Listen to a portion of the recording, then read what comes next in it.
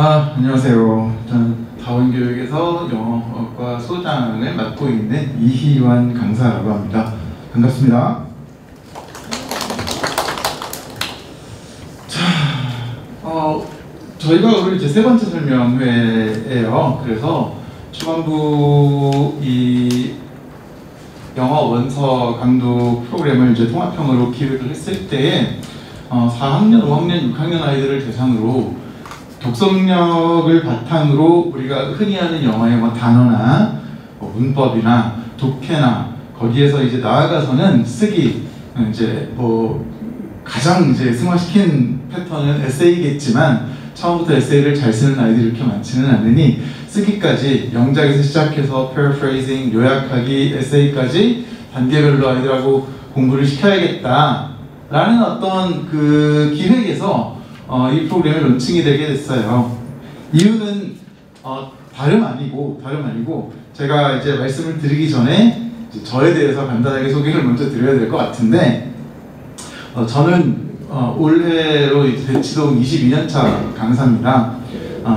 이 동네에서만 아이들을 쭉 만나왔었고 2002년에 초등학생들을 만나서 그 아이들 대학 갈 때까지 계속 한 30명 정도 그렇게 해서 쭉 같이 공부를 했었고 그래서 제가 이제 초등에서 중등으로 올라왔을 때 중등에서 고등으로 올라왔을 때 이제 로드맵에 대해서 어느 정도 많이 알고 있는 편이고 그렇기 때문에 제가 그동안 고등부 아이들을 쭉 만나고 오다가 다시 초등부로 우리 수업도 기획하고 아이들이 공부를 이렇게 할 수 있도록 끌어주는 게 좋겠다라고 말씀드렸어요.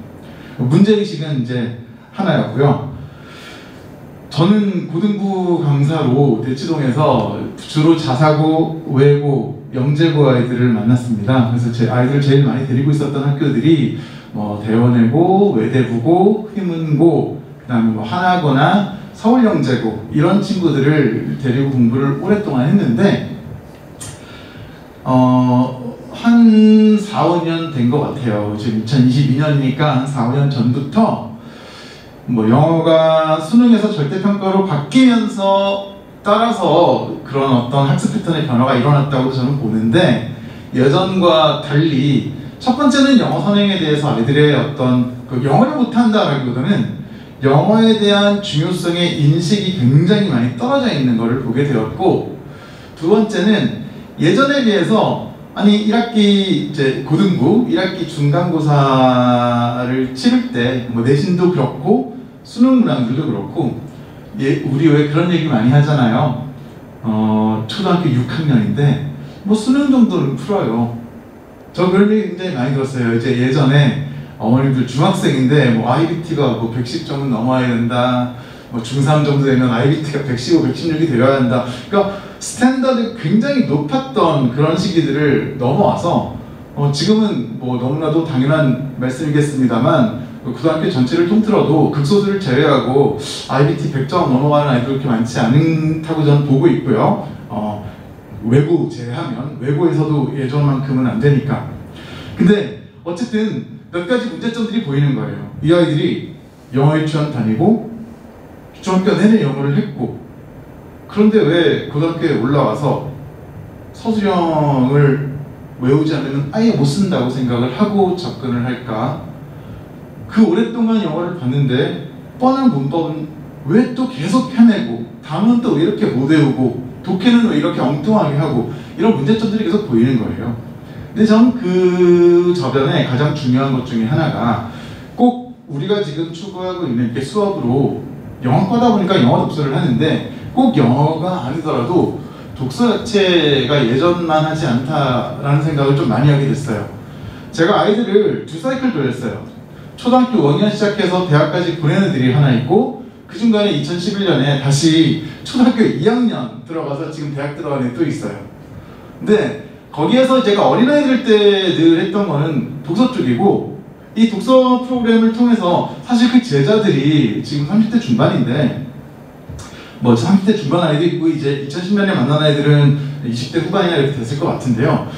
다 잘 됐어요. 이제 그 당시에 영어만 잘해서 된 건 당연히 아니지만 이렇게 통합적으로 접근을 했던 아이들이 학습을 하는 데 있어서 유리한 점들도 너무 많이 봤고, 그러다 보니 제 생각에 이제 4, 5, 6학년 애들이 이렇게 나중에 중학교에 갔을 때, 그러니까 우리가 이제 내신은 중학교 2학년부터 하니까, 그 다음에 또 고등학교에 올라갔을 때 적어도 교과 영어에서 헤매지는 말아야 되잖아요. 교과 영어라 하면 내신과 수능인데, 그 정도의 학습을 영어에서 사실 조금 일찍 시작을 하면 나중에 아주 그 구분분투를 하지 않으면서도 자기 영어 성적 관리도 하면서 영어 교과에 대해서 부담을 줄일 수 있다라고 생각을 하고, 원래는 4학년, 5학년, 6학년 대상의 프로그램을 기획을 했는데요.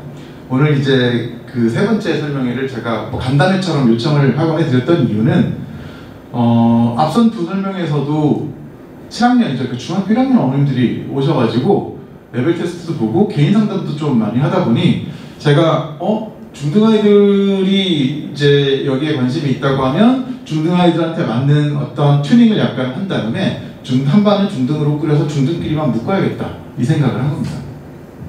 자, 이렇게 이제 서론에 대해서 말씀을 드리고 이제 내용에 대해서 하나씩 설명을 좀 드려볼게요. 뭐 이러면 이제 헥사 플러스라고 되어 있는데, 제가 생각할 때 교육에 6가지 중요한 어떤 영역들이 있습니다. 뭐 자기주도 학습을 포함해서 영어 같은 경우에는 우리가 아는 뭐 단어나 문법이나 그 4가지 영역의 스킬이나 이런 것들이 있는데, 저희가 이제 플러스를 넣어서 그 이상의 것들, 독서를 통한 어떤 그 패시지에 대한 지구력 있죠? 우리 아이들이 되게 재밌는 게 옛날이랑 다르게 수능 지문들 쭉 읽다가 그 지문이 어렵거나 문제가 어려워서가 아니라 지구력에서 우리가 뭐라고 해야 돼? 좀 털린다고 해야 되나요?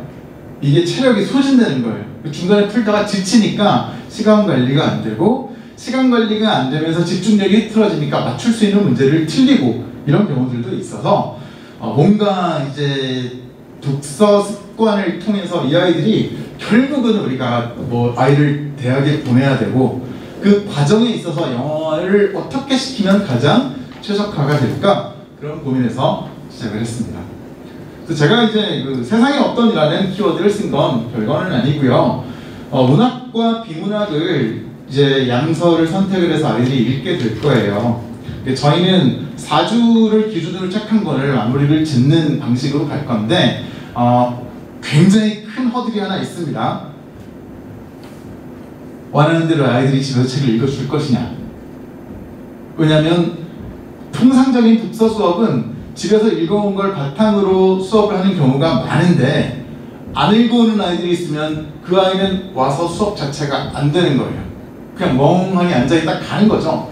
그래서 어쨌든 이런 책들을 어떻게 하면 읽히면서 수업을 진행을 하고, 그 와중에 단어, 문법, 독해, 그리고 쓰기를 교과적으로 표현을 하자면 서술형까지 잘 잡을 것인가 라는 건데, 독서를 시키면서 아이가 중학교 갔을 때 이제 부활을 한 거는 중1 때는 성수평가 시험이 있을 것이고, 이제 2학년 때부터는 영어 내신이 들어갑니다. 그래서 2학년 중2 영어 내신에 들어가면서 본인이 뭐 초등학교 때, 중1 때 나 영어 좀 한다고 생각했는데 이제 성적이 나오는 거에 따라서 아이가 이제 멘탈이 흔들리거나 아니면 안정적이거나 할 수가 있게 되는 거죠. 그래서 중등 갔을 때 영어 내신에서 흔들리지 않도록 저는 그 브릿지 역할, 다리 역할을 좀 튼튼하게 했으면 좋겠다라는 생각을 했고요. 4가지 스킬즈는 말한 뭐 단어부터 시작해서 문법과 리스닝은 저희가 영어 수업이 이루어지다 보니까 리스닝이 계속 되는 거라고 저는 생각을 하고, 독해와 마지막 승화시키는 쓰기까지 잘 시키면 좋겠다라고 하고요. 마일스톤북이라는 건 뭐냐면, 아이가 공부한 어떤 기록들을 저희가 포트폴리오처럼 계속 넣을 거예요. 그래서 이 마일스톤북은 이제 중학교 올라온 아이들로 따지면 저희가 공부한 것들에 대한 과정 기록과 오답 노트를 이제 조금 튼실하게 체계적으로 저희가 쓸 수 있도록 이끌어준다고 보시면 될 것이고, 이 마일스톤북이 우리가 책 3권을 마무리하는 단계니까 3개월 정도가 지나면 마일스톤북이 한 권이 완성이 될 거예요. 그러면 거기에 이런 거죠. 그 3개월 동안 적어도 렉살메주어의 이런 정도 단어까지는 우리 아이가 마스터했어 라는 게 눈에 보이도록 공부한 기록을 넣을 거고, 문법 요소가 있으면 뭐 이제 중학교 올라가면 해야 되니까 뭐 영어의 뭐 형식, 동사의 형식들, 뭐 동사의 어떤 특정 문법 요소들 이런 것들을 이제 내용도 적고 문제 풀었던 거에 대한 오답 노트를 하고 내가 왜 틀렸으며 이러면 맞구나 라는 이런 어떤 그 기록들 이런 것들을 만드는 게 마이스톤북이라 마이스톤북이 쌓이게 되고 아이가 그걸 보게 되면 본인이 공부했던 자취와 본인이 공부했던 결과를 바탕으로 향후에 공부 습관을 쌓을 수 있는 결국 고등학교에 올라가서 아이가 입시에 성공하는 가장 큰 요소는 자기주도 학습이거든요. 아무리 뭐 좋은 선생님을 붙이고 좋은 교재를 줘도 스스로가 어느 정도의 학습 플랜을 짤 수 있는 능력이 있느냐 없느냐에 따라서 최상위권이 되고 상위권이 되고 중상위권이 되고 아니면 뭐 중위권이나 아주 극단적으로는 뭐 영포자 수포자가 탄생을 하는 거죠. 그런 다음에 이제 제가 이제 중등 커리큘럼에는 꼭 넣어야 되는 게 중학교 2학년 때 이 아이들이 서술형을 시작을 할 건데 내신에서 아이들이 제일 힘들어하는 건 사실 독해가 아니에요. 교과서나 학교에서 주는 프린트의 독해 패시지는 우리가 지금 뭐 그 미국의 초등학교로 굳이 비교를 하자면 3학년 수준도 안 될 확률이 높습니다. 어머님들께서 아이한테 지금 저희 다원교육에서 준비한 그 진단 테스트를 보게 하면은요 문법 요소는 딱 중학교 1학년에 맞춰져 있는 부분들만 제가 넣었고 독해 패시지는 미국의 초등학교 성취도 평가 2학년, 3학년, 4학년 들어가는 지문들로 독해, 단어, 에세이 이런 것들이 들어가 있어요. 한번 풀려보세요. 아이가 지금 중1이든 6학년이든 중2든 그 문항들을 너무 쉬운데? 라고 생각하는 친구들은 지금까지 아무도 없었습니다. 정말 선행이 잘 되어 있었던 아이가 한두 명 있어서 그런 애들은 별로 안 틀리고 정말 잘 봤는데 대부분이 이게 상당히 어렵다라고 생각을 했거든요. 근데 그 이유가 진짜로 엄청나게 어려워서가 아니라 지문이 깁니다. 지문이 이렇게 한 패러그래프짜리 뭐 수능처럼 들어가 있지 않고요. 한 페이지 반, 두 페이지 정도로 읽기 주구력을 제가 딱 보려고 했어요. 읽기 주구력을 보고 거기에 들어간 단어가 문맥에 맞게 쓰인 걸 이 아이가 이해하는지 필자의 의도를 이해하는지 그리고 제가 이제 거기에 출제한 어떤 문항들 중에는 뭐 되어 있냐면 3번에서 네가 답을 보기 C를 골랐어. 보기 C가 답인 이유가 뭘까? A, B, C, D 뭐뭐니까 이걸 왜 파악하냐면요 단편적 학습에 익숙한 우리 친구들 같은 경우에는 그냥 본인이 익숙했던 거 있죠. 그동안 봤던 거 주제를 골라봐 패시지 읽은 다음에 내용이 일치하는 게 뭐야? 일치하지 않는 게 뭐야? 뭐 이런 건 아는데 예를 들어서 조금만 더 거기에서 들어가서 어떤 그 독해 요소를 물어보고 그 독해 요소를 본인이 정답으로 고른 이유에 대해서 이해를 하는지 안 하는지 물어보면 어떤 특징을 보이냐면요 뭔 소리지? 이렇게 반응을 해요. 그러니까 좀 열린 마음으로 보면 그냥 풀면 되는데 그게 아니라 문제 유형을 처음 보는 거예요. 그러니까 문제를 보면서 이해하려고 하는 게 아니라 뭐 이딴 문제가 다 있어 이렇게 생각한다니까요. 그런 것들을 열어주면 향후에 고등학교를 예를 들어서 얘기를 하면 이런 거죠. 어떤 아이는 본인이 갖고 있는 배경 지식에 따라서 뭐 예를 들어 인문학에서 문화인류학 쪽 지문들은 굉장히 흡수를 잘하고 이해도 잘해요. 근데 뭐 그 똑같은 인간이라는 소재 중에서 인간의 기억, 뭐 인간의 어떤 확증 편향성 심리, 뭐 아니면 뭐 인공지능 이렇게 본인이 어떤 배경 지식이 없다고 생각하는 데는 그 지문을 읽으면서 그냥 풀면 되는데 어떻게 생각하냐면 나 이거 모르는데 다 해석해도 모르는데 이렇게 생각한다니까요. 그런 것들을 없애줘야 하기 때문에 이 집단 테스트에 들어가 있는 질문들이 길고 거기에 들어가는 어떤 그 평가하는 항목들이 단편적이지 않습니다. 그래서 난이도가 점진적으로 제가 올려놨어요. 2학년 지문, 3학년 지문, 4학년 지문 이렇게 올려가서 오답 분포들을 보면서 여기 계신 어머님들 중에서 혹시 저하고 개인 상담을 전화로 하신 분이 계시다면 제가 어떤 이야기를 드렸는지 기억을 하실 거예요. 그러니까 이 아이가 이런 부분에서 학습 성향이 이런 부분이 보이는 것 같고요. 그러면 이렇게 저렇게 접근하는 게 좋을 것 같다. 이런 말씀을 드리면서 개인 상담들을 진행을 했습니다. 근데 어쨌든 중학생들이다 보니 수업에 제가 녹은 게 뭐냐면 내신 대비에 전략적으로 우리나라 중등학교, 특히 이 지역의 기출문제들을 분석하는 게 1번 타깃이 되겠죠. 거기에서 주로 출제하는 문법이나 서술형 패턴들은 수업에 녹일 거예요. 중등부 같은 경우에 그렇고요. 그 다음에 저기 내신 기간에 맞춤 내신 자료로 되어 있죠. 이건 중학교 2학년부터 될 건데 모두에게 제가 뭐 내신 자료를 드리는 건 아니고, 내신 기간이 되면 다운교육 영어과에 저 이제 강현경 원장님 계신 영어과로 아이들을 내신 기간 동안 보낼 거거든요.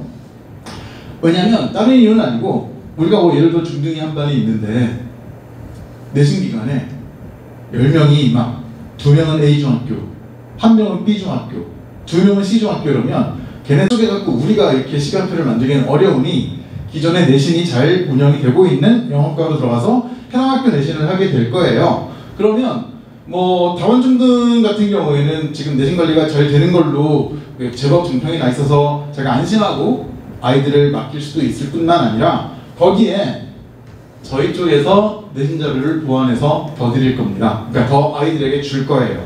그러니까 제가 갖고 있는 역량 중에 하나가 아마 초중등 학원 중에서는 아무도 갖고 있지 않은 역량일 거예요. 저는 고등부 규제나 고등부 모의고사를 출판해서 집필하는 집필진을 꾸리고 있는 일종의 그냥 여기 대치동 고등대형 단과에 계신 조금 규모가 큰 선생님들이 갖고 있는 걸 다 갖고 있는 그런 이제 그 강사라고 보시면 되거든요. 강사일 때. 그래서 저희 집필진에 지금 현재 텔레비 틀면 나오는 EBS에서 강의하고 계시는 선생님들도 집필진으로 계시고요. 그리고 제가 이제 나이가 있다 보니 제 후배들이 파락군에 있는 학교에서 진학부장까지 올라갔어요.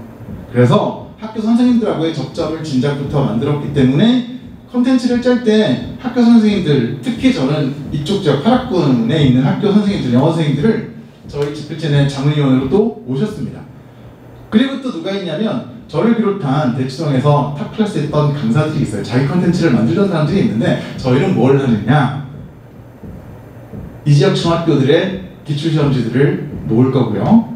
그래서 유형을 뽑고 그렇게 한 다음에 추가적으로 맞춤형 내신 자료를 내신 기간에 줄 겁니다. 그리고 그건 보통은 어머님들께서 아이가 고등학교 갔을 때 특정 학교에 맞춰져 있는 선생님들이 잘 하는 거예요. 휘문고 전문 강사는 휘문고에 맞는 자료를 주고, 단대부고에 맞춰져 있으면 단대부고에 맞는 자료를 주고, 대원에 보면 대원에 맞춰주고 이런 거거든요. 근데 그 경험이 워낙 풍부한 거죠. 그리고 저희가 대치동에서 그렇게 하기 가장 힘든 학교들만 했습니다. 서울영재고, 이를테면 휘문고는 그래도 좀 쉬운 편이고, 대원외고, 외대부고처럼 정말 커리큘럼이 독자적인 곳들의 학교 시험지까지 전부 다 분석을 해서 할 수 있는 능력이 있어서 내신 기간에는 그런 내신형 중등 자료는 그렇게까지 복잡하지도 않거든요. 제가 시험지를 많이 봤지만. 자, 그래서 커리큘럼을 간단하게 소개를 드리면, 일단 여기에 Basic, Intermediate, Advanced라고 되어 있는데 동그라미 여기 쳤죠. 중등 같은 경우에는 그 사실은 이런 레벨 구분보다는 우리가 론칭하면서 중등 아이들이 그 진단평가 시험을 보게 됐을 때 그 아이들 중에서 같이 공부할 수 있는 애들을 묶어서 그냥 한 반을 만들 거예요. 근데 이제 초등의 어떤 주안점을 두었던 애초의 레벨로 본다면 당연히 이 아이들은 애드밴스드가 되어야 되겠죠. 그리고 애드밴스드로 들어올 수 있도록 끌어야 되기도 할 거예요. 책 선정 같은 경우에는 아이들 시험 보는 결과를 바탕으로 구성원들을 맞출 겁니다. 왜냐면 우리가 이미 기진행이 오랫동안 되어와서 인원이 뭐 엄청 많은 그런 커리큘럼이면 어쩔 수 없이 커리큘럼에 맞는 애들만 받아야 돼요. 근데 지금 우리는 론칭을 합니다. 11월 12일 날 론칭을 하거든요. 론칭을 하면 제가 처음 할 수 있는 건 뭐냐면 아이들한테 커리를 맞춰줄 수가 있어요. 이거는 시작하기 때문에 들어가는 저는 아주 큰 장점이라고 생각을 해요. 그래서 이렇게 들어가고, 여기 보면 저희 이제 이력이 조금 있는데 제가 이력이 굉장히 독특한 대치동 강사예요. 왜 독특하다고 하냐면, 첫 번째는 교과와 비교과를 다 넘나들었고, 두 번째는 대치동 선생님들 중에서 초등부, 중등부, 고등부를 이 대형학과 모습 고등부에 있으면서 전부 다 꾸준히 관심을 갖고 가르쳤던 사람은 아무도 없을 겁니다. 단 한 명도 없을 거예요. 저는 영어 유치원의 원장도 3년을 했었고 이 다원교육의 영어과 전체의 원장도 2년 정도 이제 2016년, 2017년 이렇게 했었고요. 뭐 가르쳤던 이력으로는 청신국제중고등학교에 들어가서 학교에서 아이들을 보기도 했고 비교과 같은 경우에는 IEC 국제영어 논술대회 애들 내보내서 초등부 4, 5학년 애들 대상 받은 적이 있고 대원외고나 해문고 같은 학교 비교과 경시 있죠. 경시대회, 에세이대회 이런 데에서 대원 에세이는 뭐 지금 3년 연속 아이들 대상 받고 금상 받고 한 거 우리 팀에서 다 다원에서 했어요. 다원에서 해가지고 잘 하고 있고 외대국어도 북리포트하고 대원외고도 북리포트하고 뭐 이런 교과와 비교과를 자유자재로 넘나들면서 영어에 한해서는 아이들 수업을 참 다채롭고 스펙트럼 넓게 진행을 해왔는데 그럴 수 있는 저변은 별거는 아니고 저도 해외 리턴이기 때문입니다. 한국에 저는 8학년 때 들어왔어요. 8학년 때 들어와서 이제 이 동네에서 원북중학교 나오고 영동고등학교 나오고 그런 다음에 이제 대학 가고 하다 보니 영어라는 어떤 교과에 대해서는 어느 정도 제가 갖고 있는 경험과 제가 가지고 있는 어떤 그 네트워크의 스펙트럼으로 좀 굉장히 폭넓게 할 수가 있어서 고3 아이들이나 대학생들 에세이 수업도 되게 많이 했지만 제가 만났던 가장 애기들은 9살이었어요. 초등학교 2학년 아이들. 그래서 이제 그런 경험을 가지고 있는 선생님은 존재하지 않을 거라고 저는 확신을 합니다. 그래서 시간표나 저희 이력은 대략 그렇고 저 옆에 있는 존 슬레인이라는 그 외국인도 지금 현재까지 저희랑 같이 외대부고 아이들 보고 대원외고 에세이 대회 때 늘 보고 국제중 아이들 늘 보고 뭐 그런 저희 팀원이라고 보시면 될 것 같아요. 자, 뻔하겠죠. 뭐 단어부터 문법, 독해, 쓰기, 내신 문법, 내신 서술력을 저희가 진행을 시키는 거고요.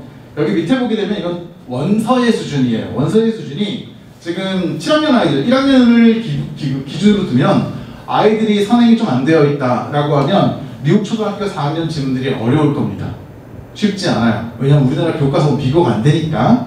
근데 아이들이 좀 한다 싶으면 미국 초등학교 5학년 원서로 따지면 해리포터 정도? 해리포터 정도면 읽을 수 있는? 해리포터가 중간에 문학 그 단어들이 있어서 그렇지 전반적 플로우가 어렵지는 않거든요.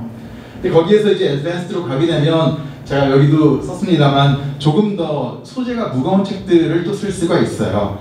근데 어떤 책을 썼을 때 우리 아이가 영어 독서 능력이나 아까 말씀드렸던 문법, 단어, 독해 능력이 올라가느냐는 아니에요. 어떤 책이든 읽느냐 안 읽느냐입니다. 읽느냐 안 읽느냐가 제일 중요해요. 그래서 제가 상담을 하다 보면 무슨 책을 하시는지 들어보고 결정하고 싶다고도 어머니들이 말씀을 주시는데 그건 사실 별로 중요하지 않아요. 아이가 한글로 다 읽었던 똑같은 책을 한글로 2번 읽고 한글로 3번 읽은 것도 차이가 나요. 근데 그게 영어로 바뀌었을 때 아이가 2번 읽고 똑같은 책을 3번 읽었다고 해서 우리 아이가 안 낼까요? 절대 그렇지 않습니다. 같은 책을 읽었을 때 아이가 받아들였던 어떤 그 책에 대한 이해도를 바탕으로 글쓰기를 1번, 2번, 3번 시켰을 때 그게 차이가 없을까요? 무조건 있습니다. 그리고 그렇게 아이가 변화하도록 이끄는 게 이제 가르칠 때 저희의 역할이라고 저는 굳게 믿고 있습니다. 타임테이블은 저희가 3시간 커리큘럼이 되어 있고요. 앞쪽에 인풋 스킬들 들어가고 특히 여기에 써 있는 글쓰기의 패턴은 일단은 글쓰기의 기본인 영작 패턴, 패러프레이징 하기, 요약하기, 에세이로 들어가면 인트로덕션 쓰기, 본론 쓰기, 결론 쓰기, 그 기술들, 글의 유형들 이런 것들이 있을 것이고요. 이거는 향후의 아이가 실제로 글을 쓰는 데 있어서 논술까지 되도록 이끄는 거예요. 단순히 한글을 영어로 바꾸는 영작을 하는 게 아니라 자, 쓰기라는 건 원래 정답이 없어야 돼요. 원래 정답이 없어야 돼요. 왜? 내 생각을 쓰는 거거든요. 근데 우리나라 아이들은 어떻게 생각해요? 쓰기에 정답이 있다고 착각을 해요. 다시 말해서 이런 걸 쓰면 선생님이 싫어할 거야. 이런 걸 쓰면 점수가 안 나올 거라는 착각을 한다고요. 그 모든 착각들, 그리고 틀릴까봐 겁내는 것들, 틀리기 싫어하는 그런 심리적 상황이 무엇을 만드는 줄 아세요? 아이의 발전을 그냥 가로막습니다. 이게 제가 뭘 보고 아냐면 초등부 아이들, 제가 이제 그 친분이 있는 초등 유치원이나 초등학교 학원 원장님들이 있어서 제가 이 프로그램 기획을 하면서 가고 아이들 했던 워크북들을 보거든요. 정말 신기한 게 뭐냐면 이런 거예요. 그냥 썼을 때 틀리든 안 틀리든 상관없는 건 아이가 자신 있게 풀고요. 정답이 있어갖고 이게 딱 내가 틀릴 것 같으면 안 하는 애들이 너무 많아요. 왜? 틀리기 싫으니까. 근데 그러면 안 돼요. 우리 아이가 지금 어떤 수준이든 쓸 때는 혹은 뭐 영어 문제를 풀 때도 틀릴 건 빨리빨리 많이 틀려야 됩니다. 틀린 건 잘못된 게 아니에요. 틀린 거는 바로 잡아서 다음에 안 틀리려고 해야 되는 로드맵이지, 틀렸기 때문에 내가 마음의 상처를 받는다, 그래서 틀리지 않기 위해서 안 한다, 그 아이가 나중에 고등학교 때 어떻게 되냐면 내신 관리도 안 되고 수능 때도 문제가 생기는 그런 친구가 되는 겁니다.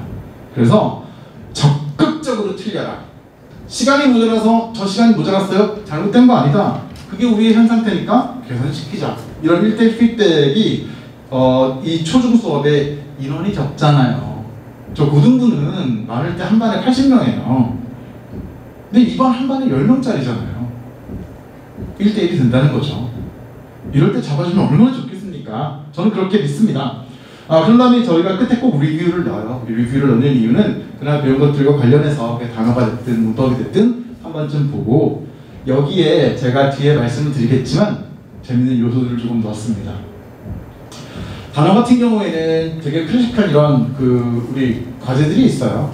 단어 뜻 쓰고, 뜻 보고 단어 쓰고, 블랭크 채우고, 문장 만들고 이런 게 있는데, 더 중요한 건 제가 여기에 아이들 모바일 디바이스를 가지고 단어 관리를 굉장히 정확하게 하고 싶어서 이런 이제 개발 IT가 접목이 된 거죠. 이게 저희 아이가 뭐 아이패드를 갖고 있건 그냥 안드로이드 폰을 갖고 상관없어요. 인터넷만 되면 되는데, 여기 지금 어머니들이 한 10분이 앉아 계신다고 가정을 할 때 제가 선생님이고 어머니들이 학생인데 우리가 단어 시험을 봤어요. 종이로 보게 되면 채점을 하면서 A 학생이 이걸 틀렸고 B 학생이 저걸 틀렸고 C 학생이 이걸 틀렸고 하니까 이 각각의 학생들이 틀린 걸 내가 다 신경 써서 시험지를 다시 만들어줘야지 는 불가능합니다. 그걸 누가 할 수 있겠어요? 정해진 시간에. 그럴 때 기술이 들어가면 훨씬 더 편해지는 거죠. 자, 모바일 디바이스로 첫 번째 시험을 봤을 때 아이들이 정답과 오답이 개인별로 다 다릅니다. 그럼 리뷰 때 두 번째 시험을 볼 때는 오답률 순서대로 틀렸던 단어들은 무조건 다시 출력되게 돼 있어요. 그런 식으로 해서 돌리고 계속 돌리면 우리 아이들이 굳이 확실하게 외웠던 단어들은 점점 빠지고 계속 틀리는 단어들은 계속 포함이 되면서 전체 모수에 새로운 단어들이 같이 들어오게 되니까 단어 관리가 훨씬 더 정확하게 된다는 그런 장점을 주기 위해서 이런 프로그램을 짜서 아이들이 본인 모바일 디바이스가 인터넷만 되면 수업 시간에 같이 바로 진행을 할 수 있게 되고요. 그렇게 했던 결과는 DB로 짜여져서 어머님들께 바로 전송이 될 겁니다. 그날 우리 아이가 단어는 이렇게 했어요. 어떤 단어는 보니까 오답률이 이렇네요. 이런 것들을 볼 수 있게 되고, 이제 이런 저희 모바일 커뮤니티에서 이제 집에서 할 수 있는 학습지도 필요하면 PDF로 보내드리고, 근데 사실 제가 그거는 조금 개인 상담을 통해서 보내드려요. 집에서까지 시험지를 줘야 되느냐 이런 이야기도 좀 있어서. 리딩도 마찬가지입니다. 제가 아까 말씀드렸죠. 이 독서 수업들이 갖고 있는 가장 넘어야 될 큰 허들 중에 하나가, 이건 초등부만 그렇지 않아요. 중등만 그렇지도 않고 제가 수업을 했었던 대우대고 애들이나 서울 영재고 애들도 똑같아요. 일정 부분 정해진 분량을 읽어와서 그걸 바탕으로 우리가 어떤 여러 가지 액티비티를 하고 수업을 하는 게 원래 플로우인데, 이 녀석들이 안 읽어와요. 안 읽으면 아무것도 못하는 거예요. 근데 이게 이과 성향이 강한 아이들수록 점점 더 강해져서, 제가 서울 영재고 수업 때는 원래 커리큘럼을 한 수업 시간을 4시간으로 늘렸어요. 왠지 아세요? 한 반에 25명이었는데 한 20명은 안 읽어오는 거예요. 근데 걔네 내신에 스토리북이 들어갔단 말이에요. 걔네 내신에 루이스 카이 홀스나 아니면 찰리 앤드 초콜릿 팩토리나 이런 동화책들이 들어갔거든요. 그래서 2시간 동안 구연 동화 선생님이었어요. 2시간 동안 동화책 읽어줬다니까요. 고등학교 영재고 애들을. 그런 다음에 수업을 할 수 있었어요. 제가 그런 경험들이 있으니까 안 읽어오는 애들이 있으니 수업 시간에 타임어택으로 그 지문에서 되게 이제 조금 핵심적인 어떤 내용들을 정해진 시간 안에 아이들이 이를테면 뭐 2에서 5페이지까지 정해진 시간 4분 안에 읽어! 라고 한 다음에 딱 읽고 제가 거기에 맞춰서 문제를 다 출제를 했어요. 그러니까 집에서 읽어보지 않아도 우리 수업 시간에 읽고 해야 될 것들을 커리큘럼 안에 녹여서 독서를 시켜야 된다. 어머님들께서 이제 어떤 면으로는 아니 그거 뭐 읽어보면 되는데 왜 저렇게까지? 라고 생각하실 수 있는데 현장에서 그 20년을 경험한 제 관점으로는 어느 시간에 그러니까 어느 시대에 2002년부터 2001년이죠. 2001년부터 2022년까지 초등학생이든 중학생이든 무슨 일반 고등학생이든 외고 학생이든 간에 그 반이 50% 이상 충실하게 잘 읽어왔던 적은 단 한 번도 없습니다. 단 한 번도 없어요. 100% 없어요, 그냥. 그래서 이게 이제 굉장히 힘든 거다. 사람이 갖고 있는 천성으로 꼭 읽어야지라는 생각을 하는 사람들도 있는 반면에 나 하나쯤 안 읽어도 라는 생각을 하는 아이도 반드시 있기 때문에 이런 걸 이제 넣었고요. 여기 독해에 들어가는 건 이제 학교 내신형 비막 컴프리hen션이 조금씩 들어갑니다. 이제 교재가 하나 따로 있는 건데요. 이 교재는 학교 내신을 대비하기 위한 숏컷 패러그래프들과 독해형 문항들, 문법형 문항들 이런 것들을 가미한 것들이 교재에 포함이 될 거예요. 그래서 코스북에 우리가 선택한 양서를 바탕으로 한 기본 프로그램에 중학생들 같은 경우에는 내신을 잡아주는, 내신의 대비가 좀 될 만한, 내신 기간에는 딱 자기 학교 교과서, 자기 학교 프린트를 가지고 하겠으나 그때 또 바짝 한 다음에 나중에 있고 이런 거 말고 우리가 통합적으로 연중 학습 플로우를 가지고 가면서 특정 문법, 특정 서술형 패턴 이런 것들을 알아야 되는데, 제가 재밌는 얘기 딱 하나만 해드리면 우리 아이들 지금 여기 어머님들 뭐 6학년 아이들도 있고 중학교 아이들도 있을 거예요. 그러면 고1을 기준으로 제가 하나 되게 굉장히 재밌는 얘기를 해드릴 거예요. 그게 뭐냐면 우리 문법 하잖아요. 애들 문법 하거든요. 고등학교 1학년 때 예외 없이 3년 내내, 그러니까 고등학교 1학년 때를 비롯해 3년 내내 내신에서 출제되는 문법 패턴이 있습니다. 그게 뭐냐면 동사하고 구하절이에요. 어머님들도 다 하셨어요. 저도 했어요. 우리나라에서는 동사에 1, 2, 3, 4, 5형식에 따라서 이런저런 문제를 낸다. 구하절, 뭐 투구정사 뭐 이런 거 있잖아요. 근데 그 중에서 동사 파트는 학교에서 원래 교과서의 원래 문장을 변형해서 내기가 제일 좋아요. 살짝 바꿀 수 있거든요. 자, 그러면 이렇게 어릴 때부터 고등학교 1학년 때까지 우리 아이들이 동사를 마스터하는 게 정말 그렇게 힘들까요? 동사를 마스터하는, 그러니까 문법 전체가 아니라 동사를 마스터하는 게 힘들까요? 안 힘들까요?를 물음표를 놓고 봤을 때 생각보다 어렵습니다. 저는 그게 너무 신기했거든요. 중등문법 다 했죠. 자, 우리가 11월이 되면 뭘 해요? 중3 아이들이 예비고일에 굉장히 강도가 높은 반들에 들어와요. 예비고일 조기기간반, 얼리버드. 그 다음에 겨울 특강, 전부 다 합치면 12주입니다. 3달이에요, 3달. 그 3달 동안 문법을 한번 돌리고 또 한 번 돌리고, 보통 2번 돌리거든요. 근데 고등학교 1학년 때, 중간고사 때 쇼킹하게도 최상위권부터 중위권까지 제일 많이 틀리는 게 동사예요.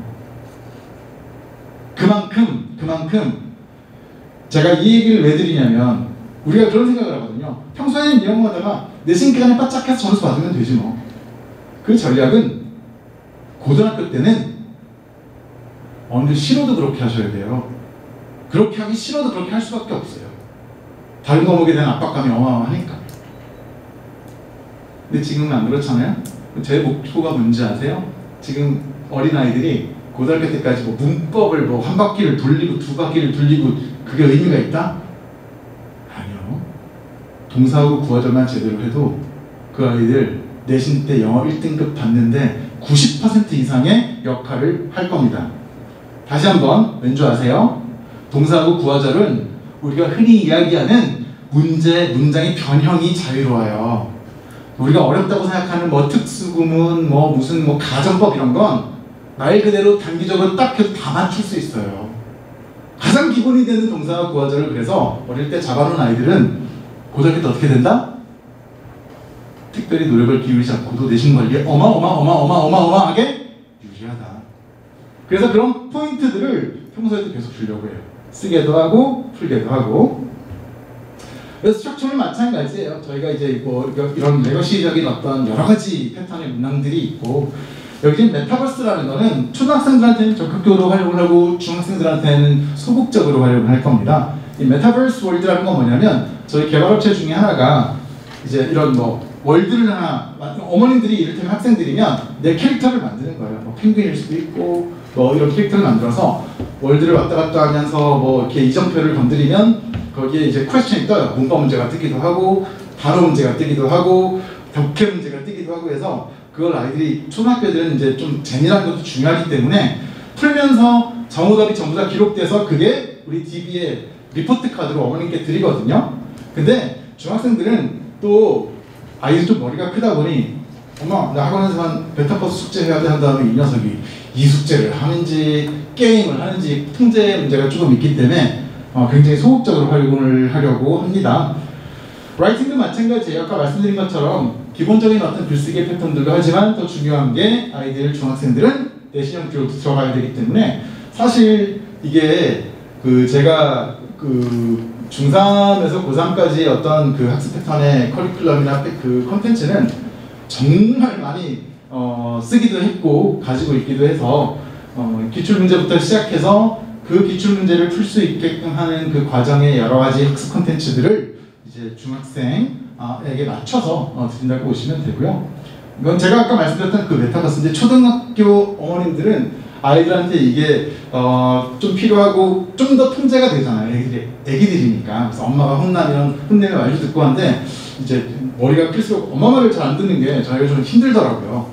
이제 뭐 어머님들께서 상담할 때 근데 애가 너무 말을 안 듣는데 이럴 때는 어떻게 해야 돼요? 라고 하면 그게 가서 할 수 있는 것도 없고 그러다 보니 이런 요소들을 저희가 개발을 해서 굉장히 정확한 데이터 기록을 통해서 아이들이 공부한 것들을 성적표로 드리기 위해서 여러 가지 애를 썼고요. 마일스톤 북은 아까도 제가 한번 설명을 드렸죠. 학습 포트폴리오 내지는 중학생들의 경우에는 오답노트 기록도 아이들이 공부한 기록을 굉장히 꼼꼼하게 시켜야겠다. 맨 마지막에 노트와 약점 보완 노트 정도라고 생각하시면 좋을 것 같아요.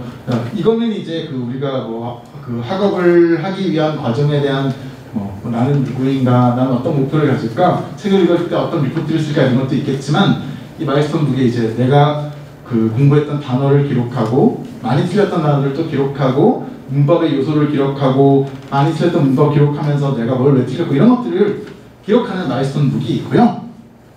이 모든 것들은 저희 또 커뮤니티에서 제가 진행을 할 거예요. 다른 이유는 아니고 카톡을 드리거나 문자를 드리게 되면요 자꾸 우리 생활과 섞여서 묻히게 되기 때문에 폰에 저희가 링크를 보내드리는 우리 커뮤니티를 탭해서 그냥 들어오시기만 하면 아이 반에 바로 들어오게 돼요. 그렇게 되면 이를테면 뭐 어떤 수업을 어떻게 진행하고 있는지, 진도가 어떻게 되는지, 과제는 뭐가 나왔는지, 아이가 출석을 제대로 했는지 안 했는지, 그러니까 저희가 아이가 출석을 하게 되면 거기에 이제 기록을 하게 되면 시간이 뜨거든요. 지각을 했는지 안 했는지. 그 다음에 매 회차 나왔던 뭐 단어 성적표나 우리가 중간 기말에 보는 어떤 그런 시험형 평가가 있으면 1대1로 또 보내드리고, 상담을 원하시는 경우에 이것도 어머님들이 공감하실 수도 있고 아니면 아직까지는 공감을 안 하실 수도 있는데, 상담에 저희가 이제 애로를 먹는 애로사항을 겪는 한 가지가 뭐냐면 어머님들께서 선생님한테 직접 연락하는 걸 조금 어려워할 때가 있기 때문에 학원에 연락을 하거든요. 근데 학원에 연락을 했는데 학원에서 예를 들어서 피드백이 빨리 선생님한테 전달이 안 되면 선생님이 어머님들한테 드려야 되는 말씀이 굉장히 늦게 전달이 돼요. 그럼 어머님들은 아니 내가 이걸 언제 물어봤는데 이렇게까지 답을 안 해줘 라는 불만이 쌓이게 되더라고요. 그리고 어떤 때는 기다리다 어머님께서 이제 선생한테 직접 연락을 해서 통화를 다 했는데 이틀 있다가 학원에서 전화가 와서 어떤 어머님이 이런 것 좀 상담해달래요. 이런 경우도 있어서 제가 또 전화를 한 거죠. 그러면 어머님 이렇게 해서 전화도 주셨다면서요? 그랬더니 아닌데 그거 예전에 했던 건데 라고 하면 제가 뭘 걱정하냐면 아니 우리가 결국 관리를 못한 게 되는 게 돼버리거든요. 그래서 제가 커뮤니티에 상담에 그냥 어머님들께서 뭐 상담 요청합니다 라고 하면 그거 딱 보고 바로 전화를 드려도 되고 1대1 메시지로 어머님께서 그냥 이러저러저러한 고민이 있는데 어떻게 해요? 라고 하면 또 선생님이 보고 바로 답변을 드릴 수 있고 이게 즉답이 훨씬 더 피드백이 빠른 게 좋겠다 라고 생각을 하기 때문에 우리 이제 온라인 커뮤니티를 어플리케이션으로 그냥 가지게 되었어요. 자, 이런 내용까지 제가 오늘 어머님들이 많이 오시지 않기도 했고 지난 설명회들처럼 타과목이나 입시가 영재원 입시나 이런 것들이 같이 있지 않기 때문에 조금 더 여유롭게 말씀을 드린 편이고요. 이제 수업 전반이나 우리 커리큘럼 공부하는 과정에 대해서 궁금하신 부분들이 있으면 질문을 좀 받도록 하겠습니다. 아무거나 괜찮습니다. 뭐 궁금하신데? 테스트 없이 그냥 수업하는 거죠? 저희 진단평가 시험이 있습니다. 그러면 중등 같은 경우에 네. 레벨이 다르면 원서를 같은 걸로 수업을 하는 건지 같은 반을 하신다고 하셔서 안타깝게도 저희가 지금 레벨 테스트를 계속 이 중학생들이 보러 와요. 그럼 제가 이제 학원에 말씀드리는 건 같이 할 수 있는 애들은 묻고요. 그렇지 않은 아이들이 충분히 수가 되면 반을 하나 더 만들면 되는데 그렇지 않은 경우에는 따로 전화를 드립니다. 이번에는 같이 하기가 조금 어려운 게 저는 하고 싶은데 이제 그런 문제가 좀 있어요. 처음에 그래도 반이 제가 이제 그 학원하고 얘기한 건 비슷한 수준의 아이들이 4명만 되면 반을 오픈을 하겠다. 그렇게 얘기를 했어요. 지금 진행될 것 같은 반은 레벨이 어느 정도? 인터 정도 됩니다. 아까 말씀드린 기준으로는 그 미국 초등학교의 원서 기준으로는 해리포터보다 해리포터 같은 책인데 해리포터는 이제 예를 들어서 마법을 다루고 있다 보니까 거기에 되게 요상요상한 단어들이 많이 들어가거든요. 제가 그걸 썩 많이 좋아하지는 않아요. 애들이 많이 보지 않을 거니까. 그래서 그런 수준 정도라고만 생각해 주시면 좋을 것 같아요. 단어는 어떻게 몇 개 정도? 단어 같은 경우에는 저희가 아까 그 말씀드린 그 어플리케이션이 초등 필수 단어 DB가 이미 다 들어가 있어요. 그래서 시험을 볼 때 이 아이가 초등 필수 단어에서 뭐가 약한지를 보면서 계속 학습시키는 게 첫 페이지고요. 두 번째는 우리 책하잖아요. 그 책에서 추출한 단어들이 있어서 제가 생각할 때는 일주일에 아이가 왔을 때 흔히 얘기하는 순간적인 폭발력으로 100개를 외우고 100개를 까먹는 것보다 한 달에 예를 들어 책 한 권을 했을 때 200개를 정확하게 외우고 있는 게 훨씬 더 유리하거든요. 왜냐하면 산술적으로 한 달에 200개는 1년에 2,400개예요. 근데 그렇게 외울 수 있는 일이 없다 보니까 분명히 우리가 외워야 되는 단어의 모수가 많기는 합니다. 근데 관리를 할 때에는 이 아이가 활용할 수 있는 단어의 모수 자체를 최대한 넓힐 수 있도록 접근하는 게 맞아요. 그래서 표면적으로는 일주일에 오면은 단어 시험은 한 100개 정도를 계속 보게 돼요. 네. 그리고 모수의 저랑 수업을 했던 안 했던 그 전에 영어 학습을 했잖아요. 그래서 초중등 필수 어휘라는 아주 넓은 모수로 아이가 공부를 하지 않은 단어로 시험을 봐요. 무슨 말씀인지 아시겠죠? 왜냐면 영어를 세상 태어나서 저랑 처음 하는 건 절대로 아닐 거예요.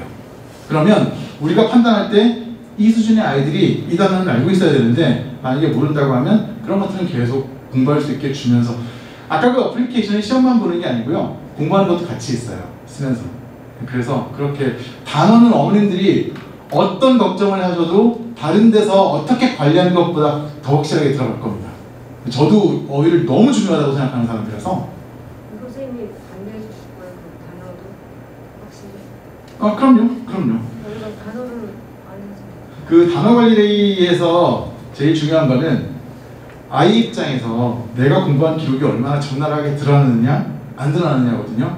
근데 저희 앱 자체가 특정 단어를 몇 번 틀렸는지까지 나와요. 그러니까 신경을 안 쓰면 똑같이 계속 틀릴 거 아니에요. 그래서 그런 걸 보면서 이제 우리가 얘기하는 거죠. 우리는 다 알아. 네가 이렇게 공부해서 이렇게 하면 안 되고 이렇게 하는 게 좋을 것 같아. 라는 것까지 다 이제 아이하고 이야기를 한다고 생각하시면 됩니다. 주 1회 수업과 2회 수업의 주 1회 수업과 차이는 2회 수업의 차이는 마일스톤 부를 얼마나 더 꼼꼼하게 선생님이 개입하느냐가 될 거예요. 왜냐하면 중요한 건 기본 컬이거든요. 기본 컬에서 우리가 4주라는 시간 동안 책 한 권을 마무리하는, 그래서 아이들 중에서 나는 시간 낭비보다는 일주일에 딱 와서 이걸 빨리 하고 싶어 이런 아이들이 있을 거고, 그렇지 않고 내가 하는 기록들을 선생님이 훨씬 더 많이 개입해서 오남도 좀 꼼꼼하게 옆에서 더 자세하게 봐주고 글쓰기 첨삭도 더 자세하게 갖고 싶고 이럴 때는 주 2회를 권장을 드리는 거예요.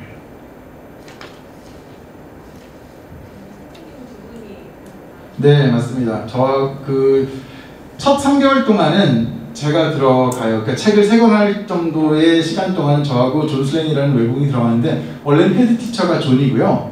저는 강사라기보다는 이제 영어과 이 프로그램을 기획하고 교재를 전부 다 저희 팀에서 쓰고, 아까 보셨던 여러 가지 그 IT 애플리케이션 각 업체마다 다 봐서 기획하고 제작할 때 제가 방향성 제시하고 이런 역할을 한 사람인데, 제가 기획한 프로그램이니까 한 3개월 돌아갈 때까지는 다원의 선생님께서 내가 어떤 의도를 가지고 아이들을 어떻게 이끌고 어떤 결과를 만들어내는지를 봐야 되기 때문에 3개월 동안 제가 아이들을 열심히 하면서 선생님들이 들어올 거고요. 그러니까 저희가 아마 초반에 들어올 때는 선생님이 3명 들어올 확률이 되게 높아요. 들어와서, 왜냐면 이제 나중에 인계받을 사람은 계속 보고 수업 시간에 일어나는 변수까지 다 봐야 되거든요. 이런 경우도 있구나.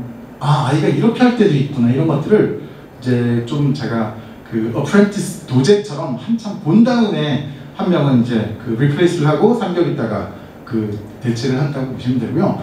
론칭을 한 다음에 3개월 동안 이제 저희 둘이 합니다. 저도 원어로 합니다. 네, 제가 원어로 이제 수업을 할 거고, 제가 이제 trung 심이나 이런 국제학교 아이들 수업을 할 때는 에세이도 그렇고 영어밖에 안 쓰거든요. 근데 어린아이들이다 보니 제가 그린 장점은 뭐냐면 영어 못 알아듣는 것 같은 한글을 섞을 수 있다는 거. 그 정도라고 생각하시면 돼요. 연계 받으신 선생님들이 다 원어민 하는 그 원어민 한 명이랑 저처럼 교폴라이크한 선생님 한 명이 이렇게 제가 짜서 저희 수업의 방향성을 정확하게 이해를 할 수 있도록 하려고 합니다. 근데 영어의 구사는 당연히 원어민 수준으로 할 수 있어야 돼요. 저희는 또 대충해 있지 않겠어요? 그러니까 네.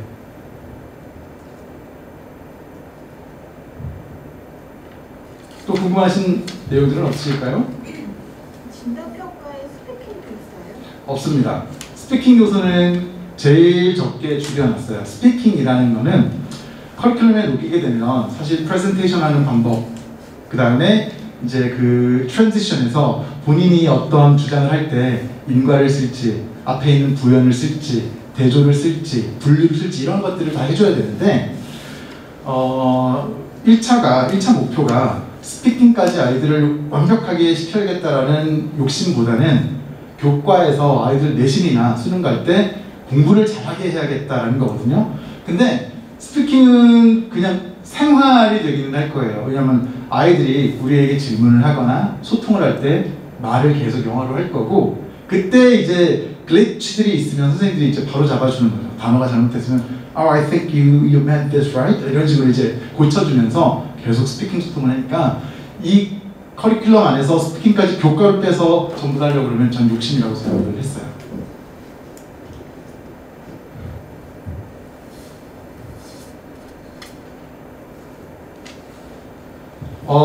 질문이 없으시면 제가 이렇게 말씀을 드릴게요. 어쨌든 아이들이 우리와 공부를 하든 하지 않든 진단 여기에서 준비한 다이어노스틱 테스트를 한번 보시는 게 좋다고 저는 생각을 해요. 그러면 학원에서 그걸 스캔해서 저한테 보내주시거든요. 그럼 저는 채점을 한 다음에 전화를 드려요. 그럼 제가 말씀드릴 부분은 뭐냐면 수준에서 이제 A 세그멘트, B 세그멘트, C 세그멘트의 이런 부분에서 오답분포가 이런 걸 보니 이 아이는 이런 학습 성향을 갖고 있는 것 같아요. 또 하나 성격도 나옵니다. 틀려도 끈덕지게 풀면서 그 흔적을 남기는 아이들이 있고, 난 이 정도면 됐어. 끝 하는 아이들이 전부 다 그 테스트 페이퍼에서 보여요. 왜 보일까요? 흔적들이 있기 때문이에요. 어떤 식으로 얘가 뭐 크로스를 하고 위에다가 조그맣게 단어들을 쓰면서 궁리했던 여러 가지 흔적들도 있고, 그 다음에 우리가 글쓰기가 3개가 들어가 있어요. 테스트에. 하나는 그림 묘사하는 거. 성격 장난 아니게 나옵니다. 그 그림을 한 문장으로 딱 묘사한 다음에 역시 난 잘했어. 끝! 이런 아이들이 있고, 하나하나 더 쓰려고 6문장, 7문장 막 쓰는 애들이 있고, 그 중간 애들이 있어요. 그런 걸 보면서 제가 상담을 드리는 거고, 그 다음에 에세이 방식의 테스트 페이퍼 그 글쓰기가 2가지가 있는데, 그 글을 읽은 다음에 생각을 쓰는 거예요. 앞에 게 조금 쉽고 뒤에 게 좀 어렵거든요. 둘 중에 하나를 선택하라고 해요. 자기 실력과 상관없이 도전의식이 강한 애들은 어려운 데로 갑니다. 그리고 틀리든 말든 막 엄청나게 써놔요. 근데 안전한 길을 선호하고 틀린 걸 제가 말씀드린 틀린 걸 싫어하는 애들은 쉬운 걸 선택해서 본인의 역량 안에서 그 바운더리에 스스로를 가둔 다음에 딱 그 정도만 해요. 그런 것들을 어른께 이제 전화로 알려드리는 거예요. 그래서 공부할 때 이런 거 해주면 참 좋을 것 같다는 생각이 드는 그런 아이였습니다. 그리고 그런 상담을 할 때 지금 현재 이렇게 묶어서 레벨이 이렇게 될 것 같은데 질문 주신 것처럼 현재 뭐 아이가 1명이나 2명밖에 비슷한 레벨이 없게 되면 제가 지금은 사실 클래스를 만들기 어려울 것 같지만 향후에 만약에 아이들이 또 와서 테스트를 계속 본 다음에 저희가 한 4명, 5명이라도 묶을 수 있는 인원이 되면 전화를 또 따로 드릴게요. 이렇게 아마 상담을 드릴 것 같아요. 자, 그러면 뭐 제가 이제 설명드릴 분량은 이 정도인 것 같고요. 뭐 질문하실 부분들이 더 없다고 하시면 아이들 시험 본 다음에 제가 개인적으로 상담을 할 수 있는 또 시간을 가지게 되면 또 궁금한 부분들을 질문 주시면 될 것 같습니다. 여기까지 할게요. 네, 감사합니다. 높은 레벨을 언제 하는 거예요? 월요일 레벨 테스트요? 끝나고 이제 시험 봐가지고 제일 높은 레벨은 수요일 해요? 아니면 토요일 해요? 제가 아까 말씀드린 것처럼 애들을 먼저 묻잖아요. 애들을 묻고 학원에서 아마 시간표는 상의를 하시게 될 거예요. 저희가 수토일이 있거든요. 그 중에서 학원이라는 상의로 해서 아마 그 요일이나 이런 걸 결정을 하고 있습니다. 토요일밖에 안 돼서. 그렇죠. 그럼 이제 토요일 날 이렇게 묶을 수 있는 아이들이 있으면 가는 거고, 그렇다면 이번에는 말고 될 때 연락을 드리고 이렇게 될 것 같습니다.